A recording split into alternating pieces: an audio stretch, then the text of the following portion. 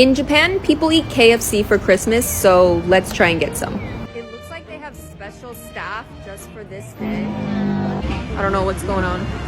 店内もうお召し上がりは今日やってないんです。そうですか。はい。わかりました。オリジナルチキンの販売も。Alright, they got a special line just for the day. I've heard the line is usually crazy long, but they changed the process this year for COVID. This is the menu. You can't get other stuff on the menu like you usually could, only this. This is like way more intense than I thought it was gonna be. I ordered a chicken tender and fries box set. It was kind of a panic buy. I saw so many people go upstairs, so I kind of wanted to check it out. That's where all the reserved chicken is. Especially this Christmas chicken bucket. That's the famous one to get. That's KFC in Japan on Christmas. Wow. I tried this Japanese street food for under $1. The $2 ramen shop owner told us his favorite place to eat, which was right down the block at this stand that sells okonomiyaki for less than $1. The basic one starts at 100 yen, while also having options for egg and double meat. Okonomiyaki is a Japanese-style pancake that typically costs 4 times more at a restaurant, but it's affordable here to feed the neighborhood. This is actually like really good. I mean, it looks legit. It has katsuobushi on it. This smells really good. You get like a big-ass chunk of pork in this for $1.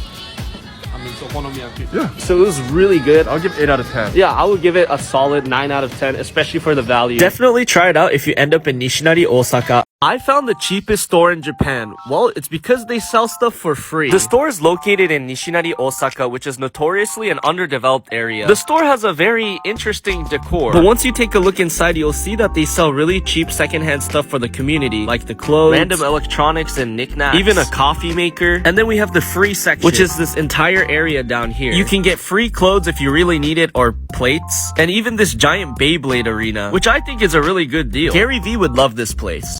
A collab I was not expecting. Tully's Coffee in Japan and Harry Potter. Hufflepuff and Slytherin donuts, Happy Birthday Harry cake, and a treacle tart latte. The drink is based off of Harry's favorite dessert. Cafes in Japan often have little stages for special drinks, so ta-da! First off, so fragrant. I appreciate the matching coaster and cookie. How do you guys eat whipped cream without looking weird? Let me know. Once it was all mixed together, it was pretty good. I found one of the cheapest hotel rooms in Japan for only $10 a night. For no AC, it's $10, an extra $3 for AC, and $2 more for a fridge. They don't provide amenities like shampoo and towels, so you have to buy it. Let's go check out our room. And this is what it looks like inside. So they give you this foam mattress, and it was a little bit stained. They also give you sheets, comforters, and a pillow. In the back, you get a desk and a TV. And that's pretty much it. Just for scale, this is how big the room is. And the bathroom and showers are all communal. I think they got the ideas for capsule hotels from this place. Very bare bones, but it's pretty good if you're a budget traveler. New Year's in Japan calls for mochi, specifically kagami mochi, which means mirror mochi.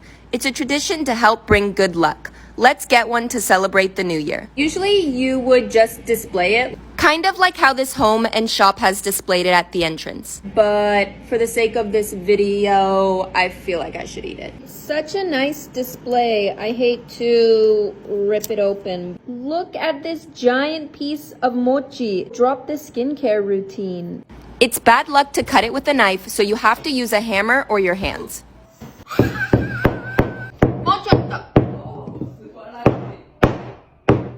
It's harder than it looks. My friend's mom said we need to wait a couple of days to let it dry, so come back for part 2. Alright, 5 reasons why Japanese bathrooms are the best. First, toilets and baths are in completely separate rooms, which makes total sense. Secondly, the whole bath is waterproof. Third, they have all these smart features. My favorite is pre-filling the tub and keeping it hot. Fourth, I don't know how they do it, but you can take a shower for an hour without the hot water running out. And fifth, I thought this was weird at first, but there's a stool and a mirror and it's game changing. Let me know what you think.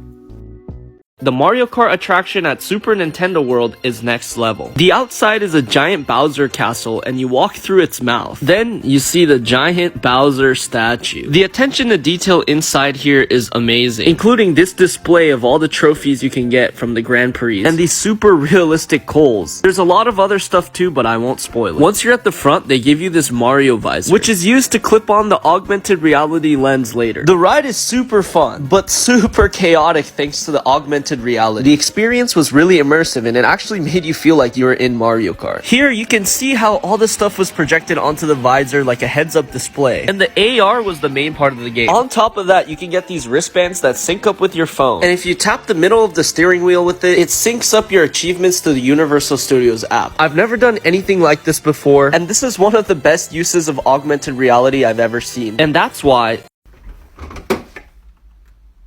Oh, jeez. Off to the supermarket. This is pretty much what a typical Japanese supermarket looks like. I always forget to pick up one of these baskets and then I'm holding like 10 things. They actually are. $8 for strawberries and $2 for one apple. I'm here for the discounts. Some tomatoes, avocado. Oh yeah, there you go. Spinach is the solution to everything. Tofu, my absolute favorite section.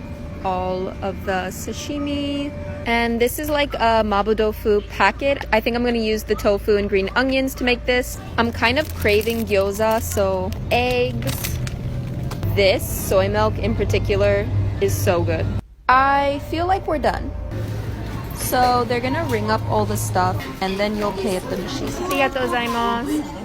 So all of this was about $12. We're trying Ichiraku Ramen from Naruto in real life. This real life Ichiraku Ramen is at the Naruto X Boruto attraction at Nijigen no Mori. On the menu they have Naruto's favorite miso tonkotsu ramen, and on the seaweed they have this artwork including the Hokage mountain. There's also a spicy variant of it called the Akatsuki Ramen. So this is my ramen. You can see the Hokage mountain on the seaweed. Since I was a kid I wanted to try Ichiraku Ramen, so it was such a cool experience being able to go to Ichiraku Ramen in real life. Check out the full video on my YouTube channel, link is in my bio. 3 places to go when you're in Japan. First up, the Naruto X Boruto attraction at Nijigen no Mori. You do missions that'll help you become the next Hokage. Then you can eat some Ichiraku Ramen. Next up, Shinsekai in Osaka. It has a lot of interesting things to do, like the biggest spa in Japan and cool nightlife. Number 3 is Ginzan Onsen. It's a hot spring town with public foot baths, and it literally feels like you're in Spirited Away. Like and follow for more. Alright, random things in Japan that make sense.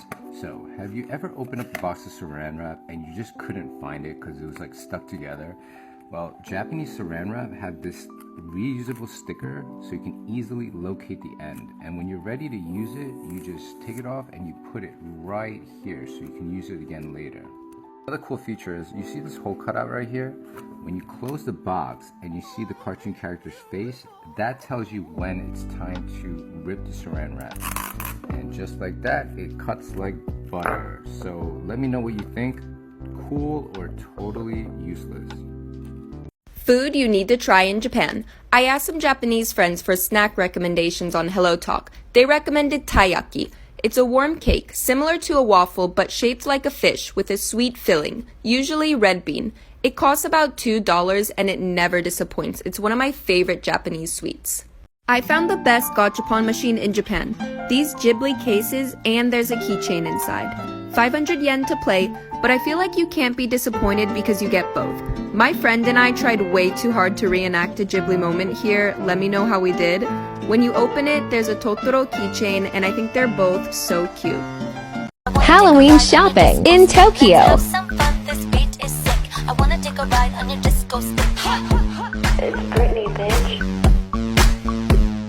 This hole in the wall is the Bear Paw Cafe. Order from a small window and a bear will hand you your drink. The staff struggle with mental health challenges like depression and HSP, a safe space for them to work and reintegrate into society. Why Japan is already living in the future. They have cashier-less stores that knows exactly what items you have.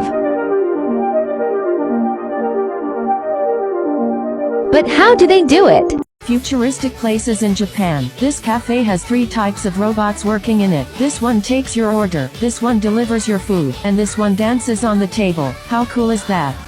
Alright, random things in Japan that make sense.